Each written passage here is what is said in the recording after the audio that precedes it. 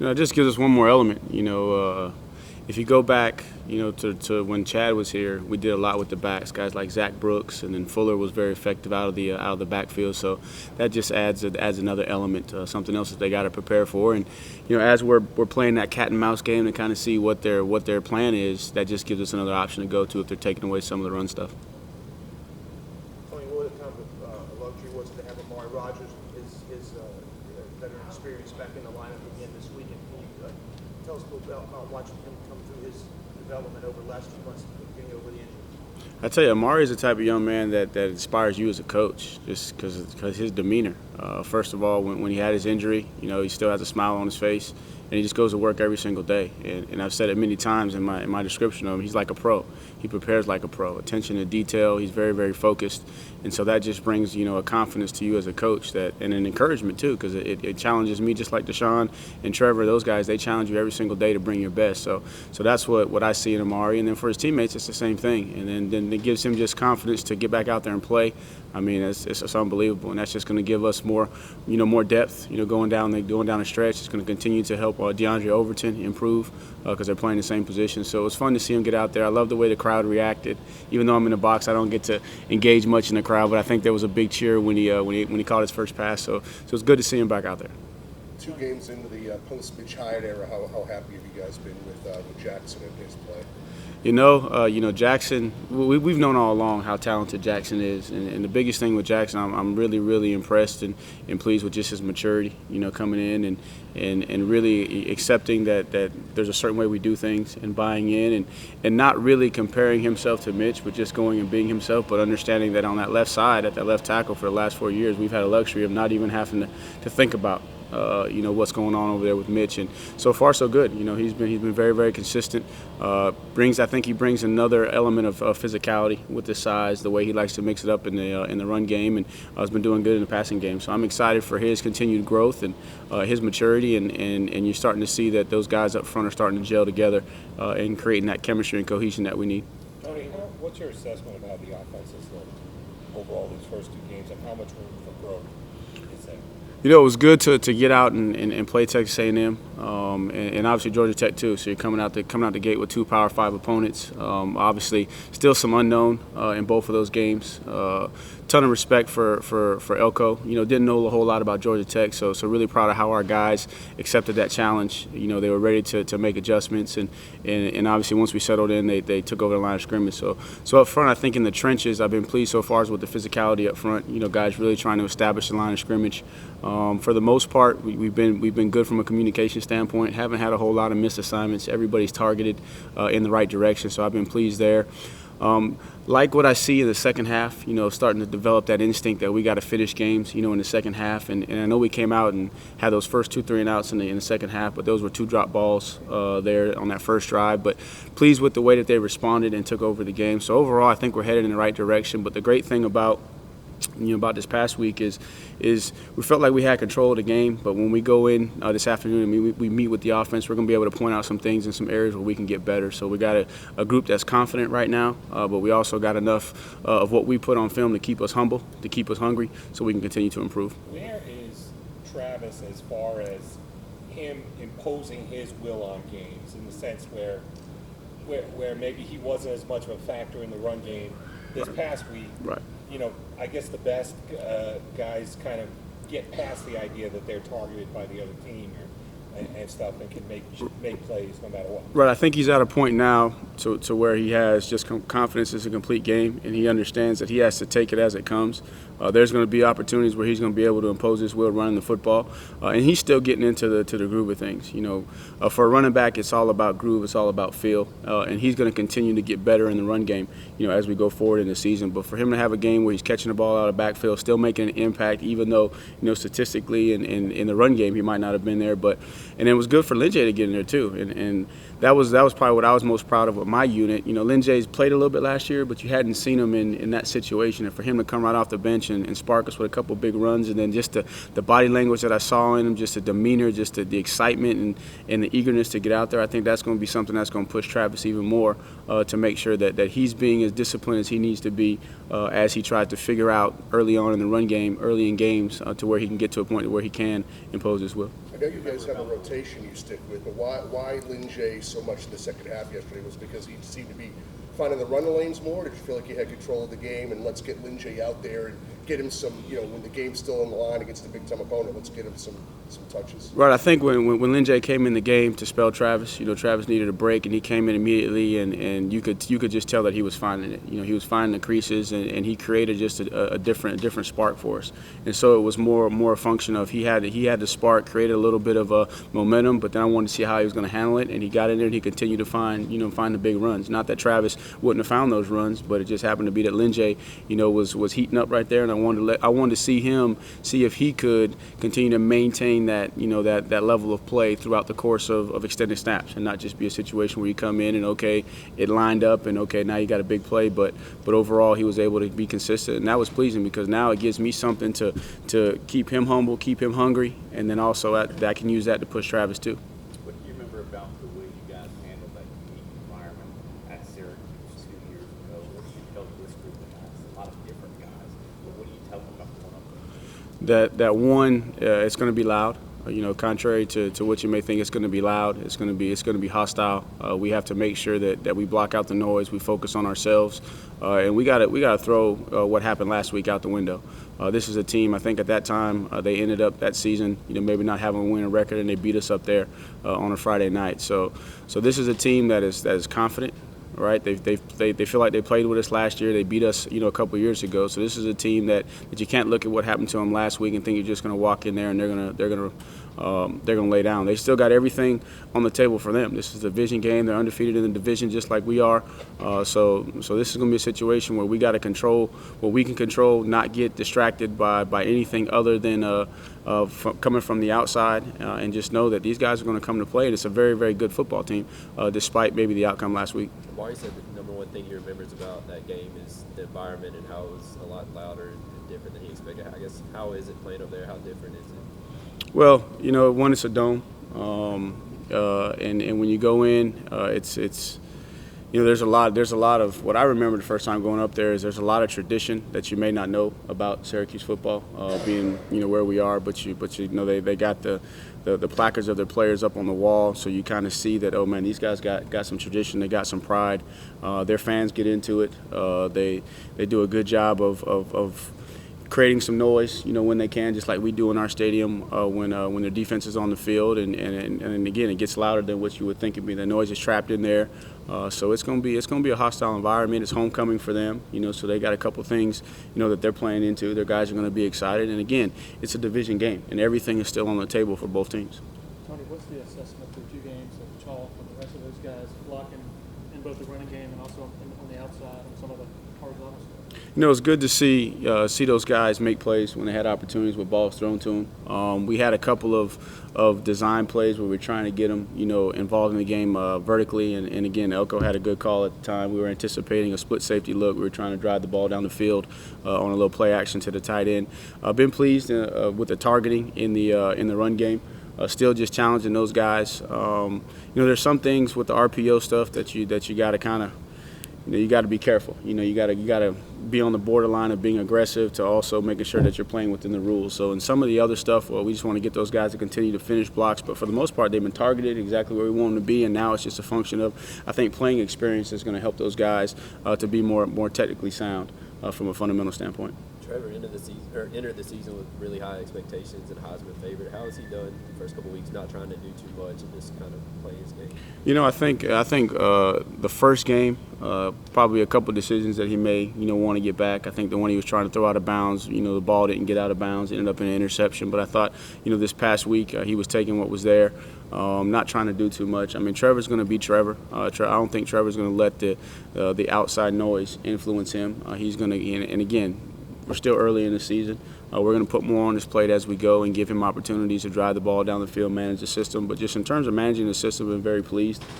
He's taken another step in terms of being able to handle his protections, which I think is critical to a quarterback's success, to be able to play at a high level when you can manage your protections and feel confident back there. And I think, too, just with the backs. I think Travis gave up 2 hurries in the game, right out the gate, first play of the game. We got somebody in his face. I thought he did a good job of getting settled in and moving in the pocket. If you watch some of the things that he did in the pocket when there was a little bit of hurry from either Travis or one of the offensive linemen, man, he reset and he threw strikes down the field. So I think he's settling in. He's handling everything around here, as you can see, as we can see inside the building and on campus, the way that you would expect him to. And I don't think he's going to be influenced by all that talk. I think he's just going to go out and continue to play his style of play and play at a high level, and all that other stuff will come to him down the road. Is it hard at all to not worry about the stats and that kind of stuff for a player? Not for me. I mean, I don't care about stats. Even in my room with my guys, I just worry about how we play. Because again, I got an engineering background, so I know how stats can be manipulated. So you can kind of make stats look any way you want to them. So I don't talk a whole lot about stats. I just talk about the biggest one is winning. That's the number one stat for me, is figure out a way to win, and then just making sure that we're giving guys opportunities. So if you want to talk about a stat, I just want to make sure that I'm giving guys an opportunity, the playmakers, getting them their touches so that they can take care of the stat sheet. With Lyn-J, what's been the most noticeable part of his development from your standpoint? If you watch Lyn-J compared to last year, the game is slowing down. So he can get himself lined up. He's not relying on the quarterback to tell him where to line up. I thought he did a good job in pass protection. There were a couple of times he stepped up in there. So the game is really slowing down, and I think that is allowing him to play even faster with the ball in his hands, because now he's not thinking. He understands what we're trying to get accomplished. He understands the details. I can communicate with him, in between series. If I got to get him on the telephone, I can say, hey, Lyn-J, this is an adjustment we're going to make in protection. He understands the language. So just overall, his knowledge of the system has greatly increased, which has allowed the game to slow down, which I think, results in him being able to play fast with and without the ball. What's he like in your meeting room? He was kind of quieter on us the other day. Lyn-J is probably one of the funniest young men that you'll ever be around, and he doesn't even know it. It's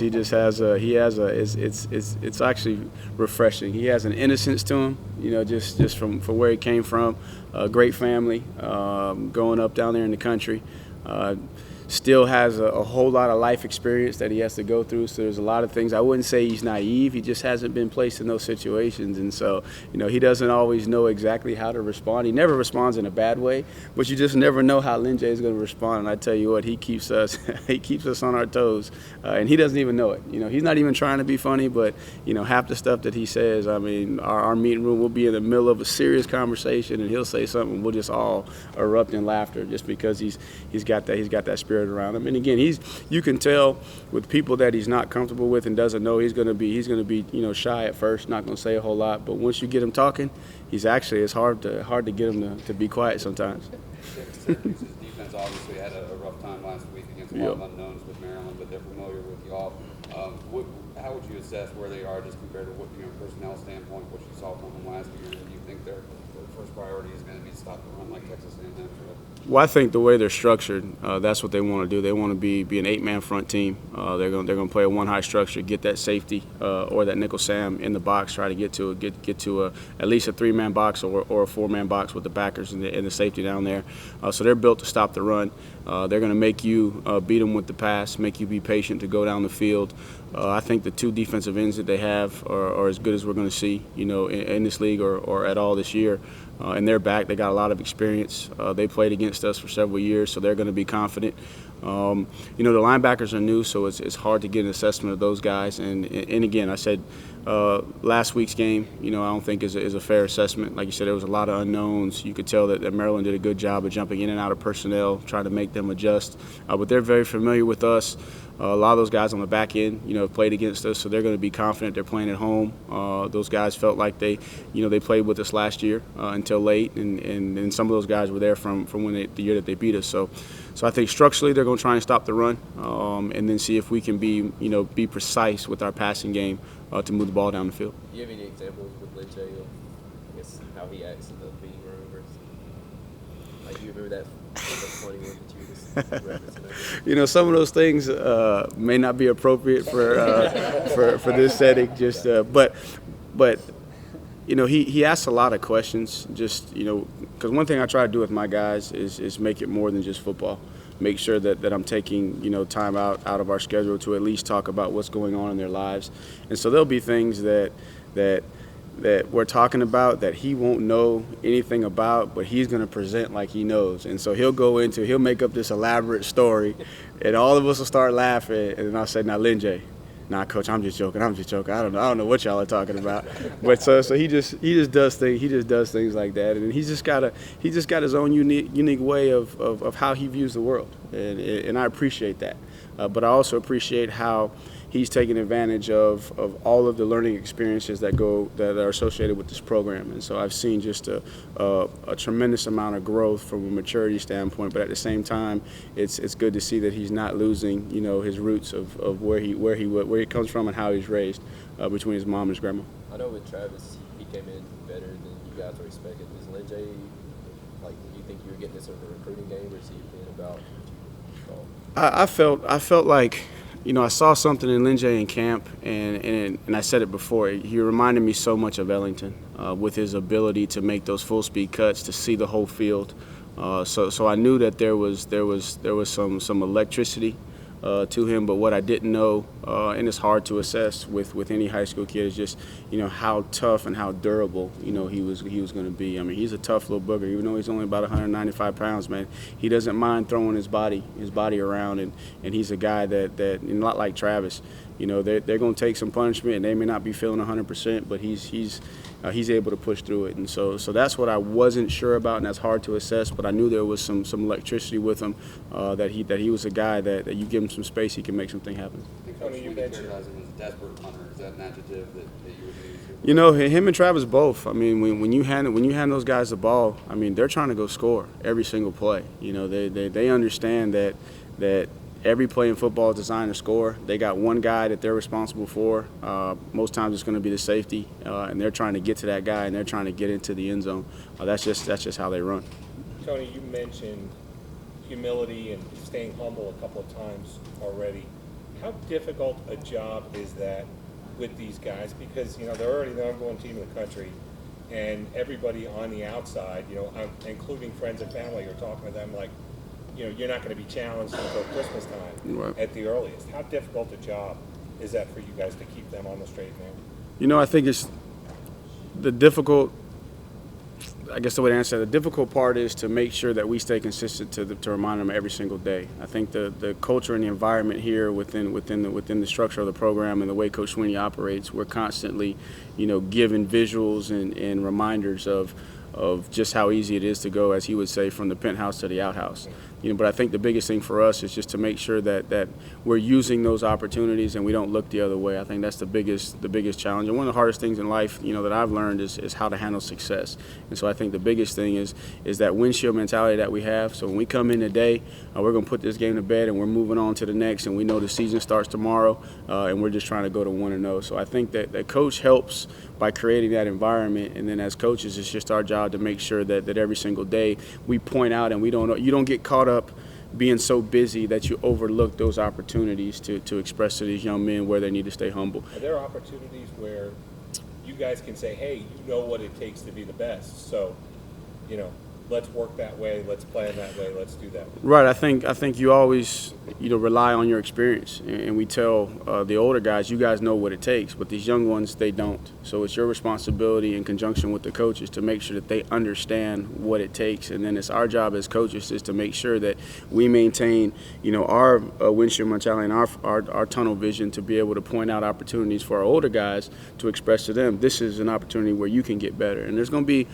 even though a lot of people say, and we even feel like we had good control of the game, there's going to be a lot for us to coach off of this tape, because we left several plays out there. And so that's where, as coaches, it's our job to make sure we point out those opportunities and we don't overlook those opportunities because we were able to win the game. And I think that's how you stay humble.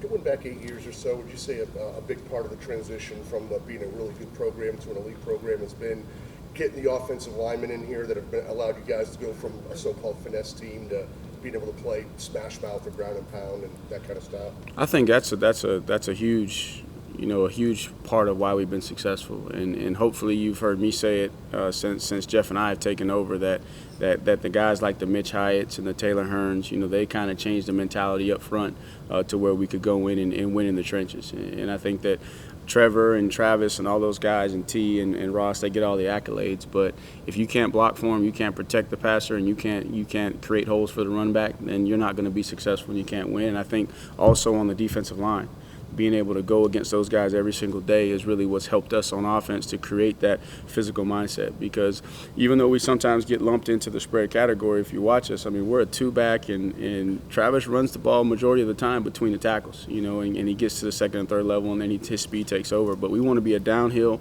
two-back, offense that's multiple, that can throw the ball, make you defend the entire field, but at the end of the day, we're coming right at you in the run game, and I think that's really what's helped us transition. And then also, too, the ability to protect the passer, and the ability to protect the passer in six-man protections, to be able to get four receivers out in routes majority of the time has really helped us to be able to put pressure on defenses. Specifically offensively, was it a conscientious decision among the staff that, hey, we're getting the Dukes and the Sammys and the Tajes in here, the missing ingredient is we need those big physical linemen up front to really take the next step? I think any football program is going to want to be built from the trenches. I think it was just a function of, it took like a guy like a Mitch Hyatt to come and believe in what we're doing, even though we may not have had that track record. Whereas you can always look back and say, okay, over the years, there's always been great skill guys. At Clemson, same thing. There's always been great D linemen. There's always been great linebackers. But for getting those guys to believe in what we're doing, and then for those guys to come in and have success, I think is what's helped us to be able to continue to recruit at high level on the offensive line. So I think it was just a function of some of those guys believing in what we're doing, and it coming in, working out for them, and now we can carry that forward. How far do you feel like you are from being comfortable throwing Mikey or Chez out there as that third back?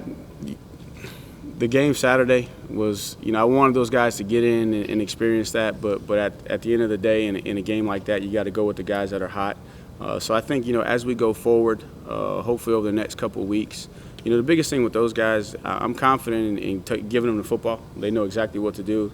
The question is week to week, can they continue to pick up the adjustments in protection? Because you talk about getting ready for what Coach Elko does on defense. I mean, you get to that third down package, and it's not it's complicated. And if you go back and you watch last year's game, he didn't quite do as much this year. But if you go back and watch last year's game, and you saw Kelly and Trevor both flipping protections, changing the slide, doing all that kind of stuff, and that's tough on a young running back to process that. And then once you process it, now you physically got to go out and you got to block a linebacker one-on-one in the A gap. So I'm getting closer. Definitely feel good about those guys with the ball. It's just a function of feeling good about the protection plan that week, and then can they go out and they execute the protection plan.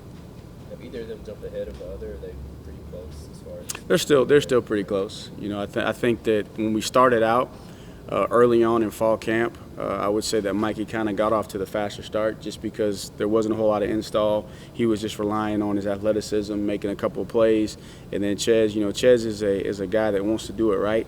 And when you're still just learning, it's hard to do it right. And Coach Elliott's on you every single play. But now what I've started to see that Chez is really starting to become a little bit more consistent. And now Mikey is starting to slow down to where he can understand the protection piece of it. So I think they're both still there neck and neck. And hopefully we'll have some situations here down the road where both those guys can get some meaningful snaps so we can get some experience on them. Coach Sweeney was saying a couple weeks ago that you were really picky and really stingy with scholarship offers. What does he mean by that? And I guess what's your style in that regard? Well, one, when I decided to leave corporate America to get into coaching, I kind of sat down and said, what's going to be my identity, my philosophy? And I remember back when I was in high school and I had some smaller Division I offers, 1AA offers. And this was back before social media, and so I remember calling a school saying, hey, I'm ready to come, and they're like, well, we gave your scholarship away. And I didn't know anything about it. So I said, one, if I'm ever in that position, then I'm just going to be transparent, and let guys know exactly, what they're getting. And I don't want it to be a situation where they necessarily fall in love with the recruiting piece of it, but they fall in love with everything that's associated with the program, the real meat and potatoes. And then, two, I think that running back is a developmental position. I think that those guys, have a chance to really develop, later in their high school career. And so I want to take my time, and then I just want to make sure that they're the right fit. And if I'm only getting one, I can't afford to get the wrong one. Because if I take the wrong one, and he leaves on me, You know, we don't have a junior college policy here. I can't go get anybody. So I want to make sure I got the right guys that are committed. And last night it was pretty cool. Zach Brooks and C.J. Davidson came by to say hello. They were in town for the game. And I got a responsibility to those guys to make sure that I bring in the right guys to represent them going forward. Because we break it down, every day after practice is beasts, and those guys take pride, in what they developed and that culture. And so I just want to make sure I bring the right guys in. And the same thing I know what it takes to play for Coach Swinney. And I think a lot of people outside the program, oh man, he dances in the locker room and everything's great. But I mean, he's in a good way. He's very, very demanding, and he's going to hold you accountable. And you want to make sure you have the right young men that are looking for that. And I think you got to take your time in recruiting to get to know those young men, or else you're going to put yourself in a situation where you may not get a fit. Thank you, Coach. Thanks, Coach. All right. Thank you.